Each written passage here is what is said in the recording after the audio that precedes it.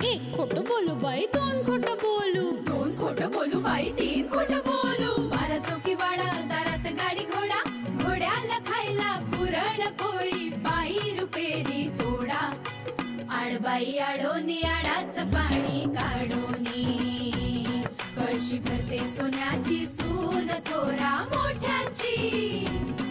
असं सासर नको ग बाई, नाव नुसतं मोठं, नाव नुसतं मोठं, ज्याचं लक्षण बारी खोट. पैलमा गणेश देवा, माझा खेळ मांडला, करीन तुझी सेवा, करीन तुझी सेवा, मला हवा करतार, चंद्रपोळी चौकडीत माझा संसार. 3 दगडांची चूल फुंकले निखारे, मुठभर जोंधळात सुख माझे सारे. नांदा सौख्य भरे, नांदा सौख्य भरे, नांदा सौख्य भरे, नांदा सौख्य भरे. बैस. काय ग, खूप थकलेली दिसतेस अगदी. पाणी देऊ का थंड? डोक्याला ताप झाला ना आजी, थंड पाण्याचा काही उपयोग होत नाही. काय झालंय ग? नाही, कुठं गेली होतीस आज? टेन्शन मध्ये दिसतेस ती. काय नाही आजी, माझं कामच तसं आहे हो. चांगलं झालं तर कोणी म्हणत नाही वच्छीमुळे झालं, वाईट झालं तर लगेच वच्छीचं नाव पुढे येतं. अगं ते सगळीकडेच आहे. हो बरोबर आहे तुमचं आजी. कसं होतं ना, कधी कधी छोट्या छोट्या गोष्टी त्रास देतात हो आजी, मोठी मोठी कामं भरकन पार पडतात. हे सगळं तू कशाबद्दल बोलतेस हे काही मला माहित नाही बाई, पण तुझ्यासारखी खंबीर बाई ची तोंड पाडून बसलेली बरी नाही दिसत. एक महत्वाचं काम झालं नाही आजी. अगं आज नाही झालं तर उद्या होईल. जित्याची खोड मेल्याशिवाय जात नाही म्हणतात ना काही जणांच्या बाबतीत, ते अगदी खरंय. चांगलं काही बघवतच नाही त्यांना, कपटीपणानं रक्तात भिनलेला आहे काही जणांच्या. तुला खरं सांगू का वच्छे, समोरचा माणूस कितीही कपटी असला ना तरी चांगुलपणाची ताकद सगळ्यात मोठी असते बघ. अगं टीव्हीवर नाही का आपण बघत, शेवटी खऱ्याचाच विजय होतो की नाही, कारण ते सत्य असतं. वच्छे आत्या, हे घ्या. हे काय आता? हो, मटारच्या करंज्या आहेत. 2 डबे आहेत आतमध्ये, एक तुमच्यासाठी आणि एक ललिताताईंच्या घरी. द्याल ना? हो देते ना, आता तिकडेच जाणार आहे मी. आणि हो, अर्धवट तळल्यात. नाही म्हणजे तुम्ही जेवताना अशा तळून घ्या गरम गरम. आणि ललिताताईंना पण सांगा. अगं बाई ग, किती हुशार आहे तो आजकालच्या मुली आजी. आम्हाला आज काही वेगळं करायचं म्हटलं ना तर दिवसभर ओट्यासमोर उभं राहायचो आम्ही, पाहुण्यांना गरम गरम मिळावं म्हणून. हो, आणि पाहुण्यांना वेळ देता यावा म्हणून माझ्या सुनाना अशा वेगवेगळ्या पद्धती शोधून काढतात. आणि तुला खरं सांगू का, दिवसभर माझ्या सुनांनी त्या ओट्याभोवती फिरलेलं नाही आवडत मला. अगं त्यांचं स्वतःचं जग आहे, छंद आहेत, ते जोपासावेत सगळ्यांनी. खरंय आजी, मुळात तुमचे विचार असे आहेत ना म्हणून तुमच्या सुना खूप सुखात आहेत. अगदी बरोबर बोलताय तुम्ही वच्छे आत्या. आम्ही दोघी जणी किचन मध्ये खूप वेळ असलो ना तर आईच येतात आम्हाला मदत करायला. खरंय बे अनिता, माझी आई म्हणायची, नात्यांचा खरेपणा आणि मनाचा मोठेपणा हेच खरं धन असतं संसाराचं. पैसा काय ग, येतो जातो, माणूस महत्वाचा.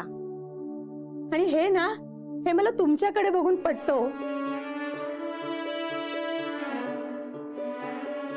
काही जणांना कळतच नाही,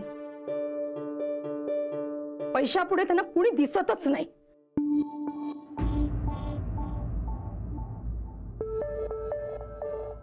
बरं चला, मी निघते, ललिताकडे पण हे देऊन येते आणि तुझ्या हातच्या मटारच्या करंज्या आमच्याना खाऊ घालते. हल्ली बरं का आजी, असे हात बी तसे उचलायला लागलेत. अगं बाई, हो का? होय होय, देव करो आणि त्याला लवकर बरं वाटो बाई. हो, खरं नीलमुळे झालं हे सगळं. खूप गुणी पोरग आहे. येते मी. हा, सांभाळून जा. हो हो, येते.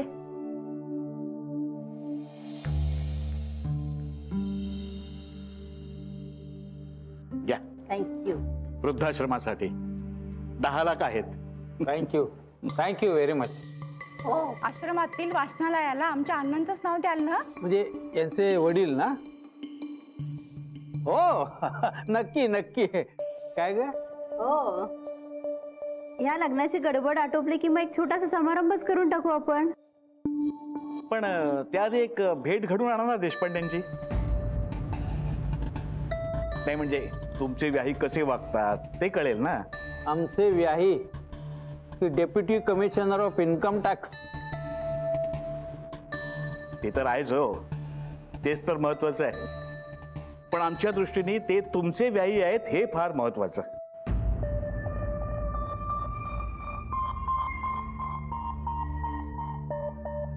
त्यांचा तो सेक्रेटरी फार तापदायक आहे हो. अहो पैशापरी पैसा घेतो पण म्हणावं तसं काम काही करत नाही. पण मला असं वाटतं की आता हे लोक आपले असल्यामुळे त्या परक्या माणसाला आपण मध्यस्थ म्हणून का करायचं? मला तर काहीच कळत नाहीये. फार चांगली सूचना केली बघा आमच्या सौने. माधवराव, अहो आमचा कारभार एवढा मोठा आहे ना की अगदी नाकी 9 येतात. तुम्हीच जर का मनावर घेतलं तर बाहेरच्या लोकांची हाजी करायला नको ना. अहो म्हणजे ताटातलं तूप ताटातच राहील ना. ते वाटीत राहिलं काय आणि खिचडीवर पडलं काय, शेवटी पोटातच जाणार ना. अहो पण त्या सेक्रेटरीची कशाला भर करा. तुमच्या मनात असलं काही असेल असं वाटलं नव्हतं मला क्षीरसागर साहेब. नाही म्हणजे मी काय म्हणतोय ते लक्षात आलंय ना तुमच्या? नाही, तुमचं म्हणणं तुमच्या परीने बरोबरच आहे. पण कसं आहे ना, व्याही आहेत ते आमचे, त्यामुळे थोडं अंतर राखूनच असतो आम्ही. आणि शिवाय मुलाकडची बाजू आहे आमची, आणि त्या मानाने आम्हाला राहावं लागतं. नाही अर्थात देशपांडे तसे साधे आहेत. आमचा शब्द खाली पडू देत नाहीत ना ते. हो, अहो साखरपुड्याच्या दिवशी सांगते तुम्हाला, आमच्या गुरुजींनी त्यांना कुठली तरी एक जुनी पद्धत सांगितली की नवऱ्या मुलाच्या आईसाठी पायघड्या घालतात म्हणे.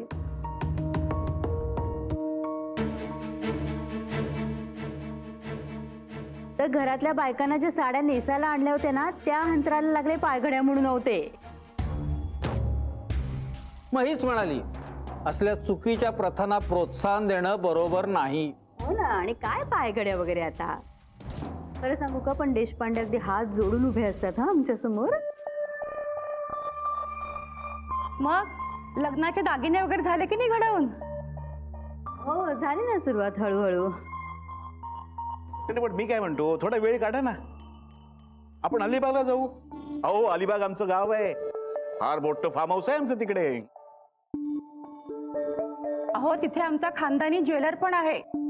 आपण सांगितलेल्या डिझाईन प्रमाणे तो आपल्याला दागिने बनवून पण देतो. हो का? अहो मी तर दर महिन्याला भरपूर दागिने बनवून घेते. काय आहे, संकट आली ना तर नातेवाईकांकडे दागिने लपवता तरी येतात. पण कॅश असेल तर प्रॉब्लेम येतो ना आपल्याला.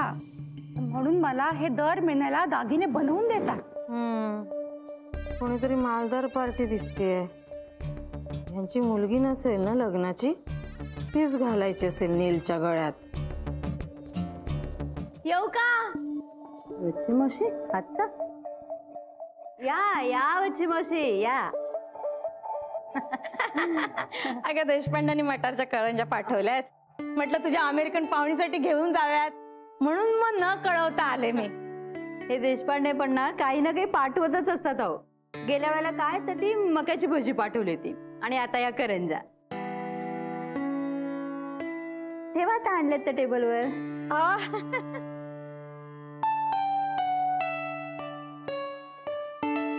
या वच्ची मावशी, आमच्या जानकी वहिनींची बहीण. नमस्कार. नमस्कार. मी लग्न जुळवते. नीलचं लग्न मीच जुळवलं. आताच साखरपुडा झाला हो त्यांचा. काय आहे, देशपांडे घरच्या सारखेच आहे. हे तर माझ्या चुलत बहिणीचंच घर आहे. म्हटलं मुलाला मुलगी आणि मुलीला मुलगा पसंत आहे म्हटल्यावर काय ना. मावशी आता सगळी गोष्ट आत्ताच सांगणार आहात का? आपण आमच्या मुलांच्या लग्नाच्या वेळेला भेटू ना. तुम्ही स्थळ बघायची. हा हो नक्की नक्की. किती मुलं आहेत तुम्हाला? दोन्ही मुलंच आहेत. हो का? मुली नाहीतच का? अगं बाई बरं झालं. वच्ची मावशी, अहो त्यांना मुलगी असते तर माझ्या इंद्रिणीसाठी नसती का करून घेतली मी? हो नाही काय आहे ना, म्हणजे पोलीस कमिशनराच्या मुलाचं लग्न जुळवते मी.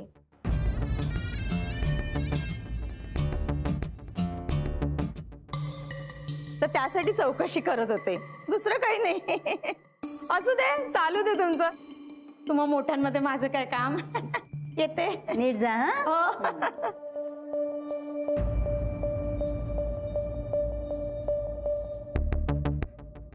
ललिता, अगं बरं नाही वाटत आहे मला. तुझ्या ड्रायव्हरला सांगतेस का, मला जरा घरी सोडेल का तो?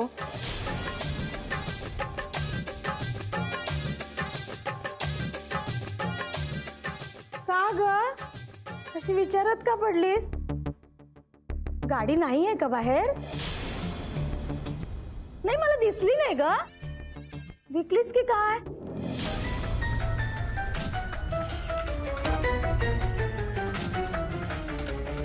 काय बोलताय वच्ची मावशी तुम्ही? रागवू नकोस ग. मी म्हटलं फर्निचर नाही का चेंज केलं होतंस तू मागे? ते इंद्रनीलचं लग्न ठरलं म्हणून बदललं होतं. तेच ग, म्हणजे मुलाच्या लग्नासाठी जुनी गाडी विकून नवीन गाडी घेण्याचा काही तुझा मानस असेल वगैरे म्हणून म्हटलं. अगं बाई, असं म्हणायचं होतं तुम्हाला? नाही, मी जरा चुकीचा विचार केला, सॉरी हा. नाही, गाडी इंद्रनील घेऊन गेलाय ना, त्यामुळे तुम्हाला घरापर्यंत नाही सोडता येणार. हो का? हरकत नाही, मी जाईन की टॅक्सीने. बर, येते. गरजवंताला अक्कल नसते म्हणून गप्प बसले तर किती बोलून गेल्या ह्या वच्ची मावशी.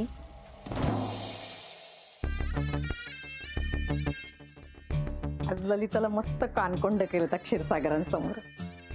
असंच एक दिवस नाक रगडाला लावी ना, नावाची वत्सला नाही मी. थोडा डोक्याला त्रास झाला, पण एक काळजी मिटली बाई.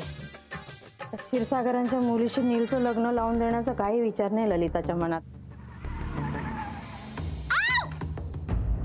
काय झालं? काय झालं? डोळ्यात काहीतरी गेलं. बघू. ठीक आहे, ओके ओके, थांब. डोळे उघड, डोळा उघड, डोळा उघड ना. अरे उघडत नाहीये तो. बंद केलास डोळा? उघड. नाही उघडत आहे. डोळा मिचकवू नको, थांब ना. फोन कर बरं, दे मला. गेलं का? नाही नाही नाही नाही. अगं कुठे कुठे कुठे? इथे इथे कॉर्नरला आहे, बघू. इथे हिला लावून ठेवलं नीलच्या मागे, पण मी नाही शिजू देणार हिची डाळ. या हत्तीच्या पिल्लाच्या कानात मुंगी बनवून शिरले ना, तर पळता भुई थोडी होईल हिला. डायरेक्ट अमेरिकेतच जाऊन थांबेल.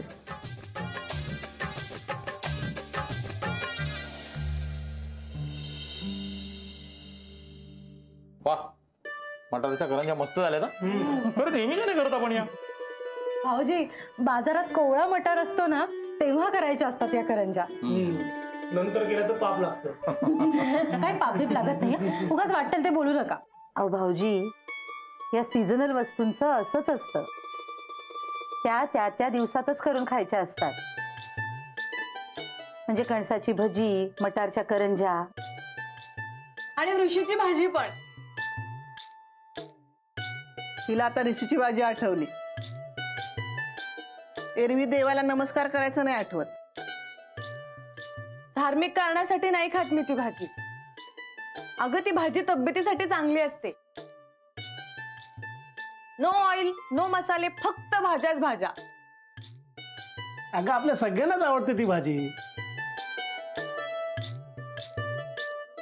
अगदी हल्लीच आपण सगळ्यांनी मिळून खाल्ली आहे भाजी, आठवत आहे मला. काही लक्षात राहत नाही ना तुमच्या? आत्ता ऋषी पंचमीला आपण सगळे एकत्र बसून खाल्ली हे आठवते ना मला.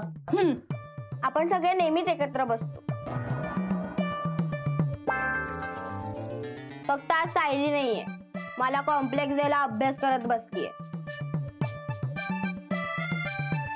हो, पण आपल्या नव्या घरामध्ये असं एकत्र भारतीय बैठक करून जेवायला बसता येणार नाहीये बरं का आपल्याला. का रे बाबा, तर तुमच्या सरकारी क्वार्टर्सचा काय नियम वगैरे आहे की काय तसा? ते घर आपल्या या घरासारखं आईस पाईस नाहीये ना, शिवाय बेडरूम्सही कमी आहेत. तुला सुद्धा मुलींच्या बेडरूम मध्ये झोपावं लागणार आहे आई. झालं म्हणजे या वर्षी मी नापास.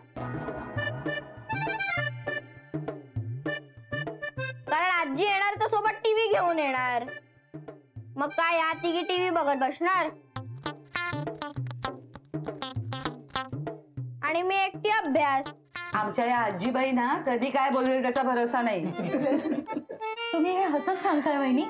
एक ठेवून द्यायला हवी हिला. ही काय बोलण्याची पद्धत झाली का? सगळ्याच पद्धती बदलल्या बरं का, पण इतर वेळेला बडबड करणारी स्वारंगी आज गपचूप बसले. तिला नक्कीच आठवण येत असणार. फार होतंय तुझं आता, तोंड बंद कर तुझं. अगं तिला सायलीची आठवण येत असणार, ती जेवायला नाहीये ना म्हणून म्हटलं. हो, हा ससा ना भारीच अगदी हुशार झाला अलीकडं. मलाही नाही राहायचं या सशा बरोबर.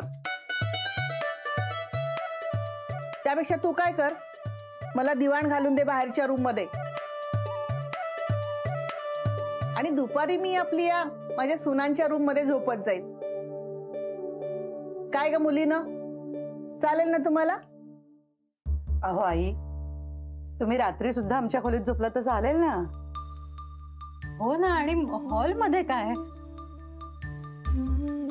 बरं ते बघू पुढच्या पुढं. आधी शिफ्टिंग कधी करायचं? नाही, अजून ठरवलं नाहीये. त्याच्या आधी आपल्याला त्या मूव्हर्स कंपनीला फोन करायला पाहिजे आहे म्हणतात. हे एवढं सगळं सामान घेऊन जाणं शक्य नाही, कारण या शनिवार रविवारी शिफ्ट करू.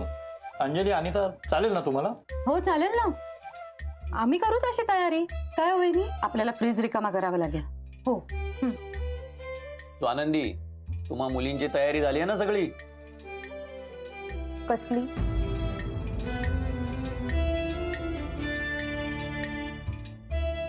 अरे ती वेगळ्याच जगात आहे. तू जेव पटकन, आपण त्या मूव्हर्स वाल्यांना फोन करूया. बरं लक्षात आलं भाऊजी. नाही म्हणजे विचारतेय तुम्हाला, आपलं ते घर दक्षिणाभिमुख नाहीये ना? कोण जाणे, मी काही तसा विचारही नाही केला आणि त्या दृष्टीने पाहिलंही नाही. अरे काय झालं, दक्षिणाभिमुख असलं म्हणून?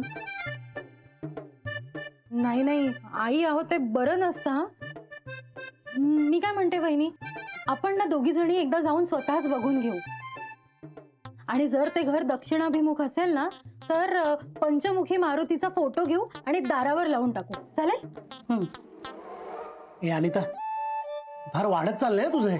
अरे भाऊजी, काही वाढत बिडत नाहीये, आणि तिच्या श्रद्धा आहेत त्या, आणि त्यामुळे कोणाचं नुकसान तर होत नाहीये ना. हेमंता, तू नको पडू त्यात. नाही, तू काही बोलू नकोस दादा. हिच्या या अंधश्रद्धा आहेत ना, त्याच्यावरती एक पुस्तकच लिहिलेलं आहे, ते देणार आहे मी हिला वाचायला. ते तू वाच, म्हणजे तुला कळेल. मला उगाच काहीतरी शिकवण्यापेक्षा ना या मुलीचा अभ्यास घ्या. तुमचा बघून ही सुद्धा मोठ्यांच्या मध्ये मध्ये बडबडायला लागलीये. म्हणजे मी लहान आहे? तसं नव्हतं रे म्हणायचं तिला. नाही, तसंच म्हणायचं असतं, सगळ्यांना तसंच म्हणायचं असतं. तूच मोठा दादा ना, फक्त करता पुरुष, मी काय धाकटा. ते म्हणतात ना, नकट व्हावं पण धाकट होऊ नये. खरंच आहे बरं का आपल्या बाबतीत. तुला कोणी लहान वगैरे समजत नाही बरं का. प्राध्यापक हेमंत देशपांडे. नाही, आता मला कोणाशी बोलायचंच नाही काही. गप्प बसायचं तुम्ही. हीच काय करते आई, काय खातेस तू? काहीतरीच विचारता तुम्ही. आता त्या वेगळं काय खाणार? अगं राहू दे ग, त्याला माहितीये मी काय खाते ते. वरण आणि पोळी. त्यात लोणच्याचा खार घातलाय मला एक घास खायचा त्यातला. अहो देते देते. बघितलं ना प्राध्यापक देशपांड्यांचं कुठे लक्ष आहे ते. असू दे. आई आईच असते. माँ का प्यार शालीमार. गप्पा.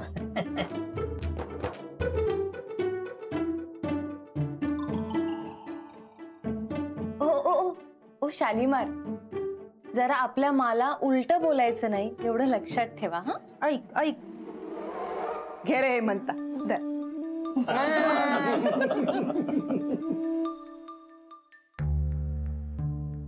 स्वानंदी, हे स्वानंदी, काय झालंय तुला? नाही काहीच नाही.